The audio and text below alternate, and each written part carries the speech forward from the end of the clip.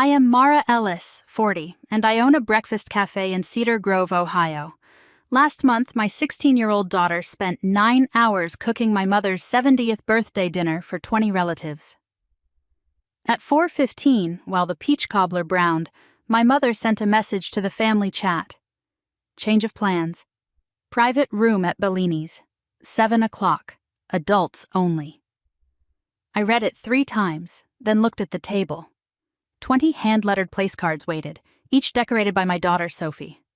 My mother's card was larger, edged in gold. Sophie came downstairs. She had seen the message. "It's fine, Mom," she said, reaching for foil. "I'm used to it." Those words hurt more than tears. I had translated my mother's cruelty into harmless language. She missed Sophie's recital for bridge club. I said Grandma was busy. She moved Sophie's birthday brunch to suit her friends. I called it flexibility. Every time Rose made my daughter feel small, I softened the blow until Sophie learned smallness was normal. I called my mother. "Rose, Sophie cooked everything herself.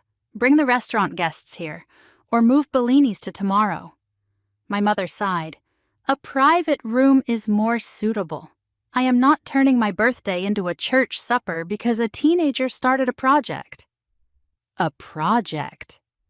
Sophie had paid for ingredients with babysitting money. She had tested the cobbler 4 times to recreate my grandmother's recipe. She had made rolls, chicken, green beans, dumplings, and baked macaroni. "The room seats 12, Rose added. "Wear your blue dress. It makes you look slimmer." Then she hung up. I stood beside the table and turned her gold-bordered card over. Sophie had written in pencil, "Happy birthday from your sous chef." Something inside me stopped kneeling.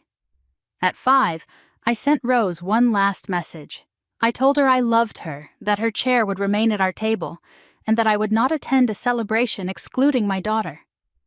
Then I wrote to the family chat. "Dinner is still at 6. Everyone is welcome, children especially." I attached photographs of the table and cobbler. Sophie tied on her apron again. My cousin Hannah arrived with her husband and 3 children. Behind them came my aunt, 2 cousins, a baby, and an elderly neighbor who had known my father. 14 people filled the house. Rose's chair stayed empty, but nobody mentioned it. Sophie served every course, like a professional.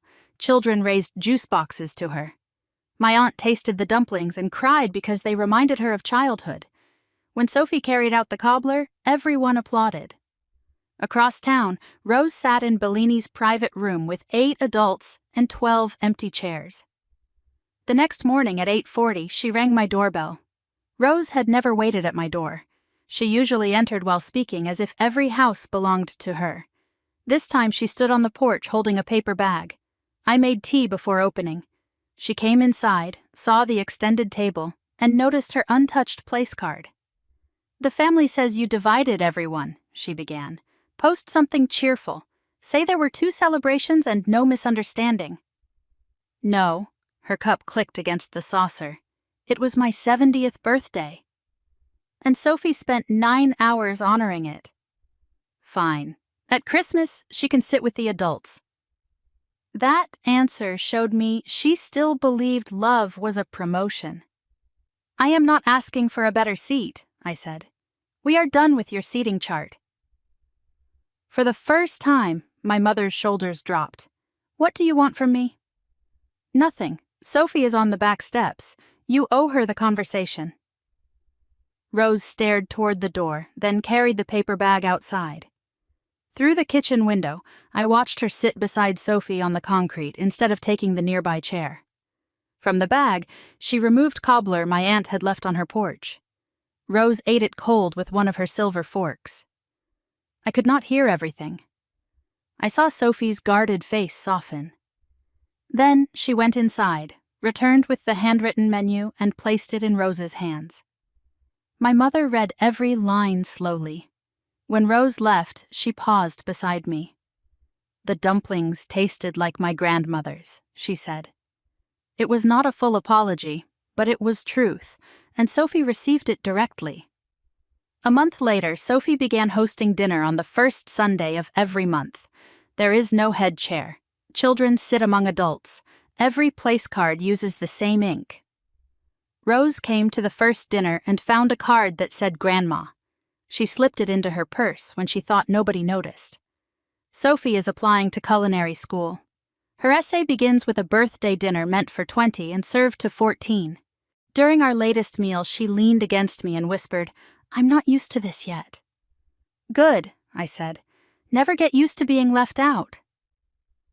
I spent half my life asking for a place at my mother's table. My daughter taught me the better answer. Set your own table, leave the door open, then notice who comes hungry.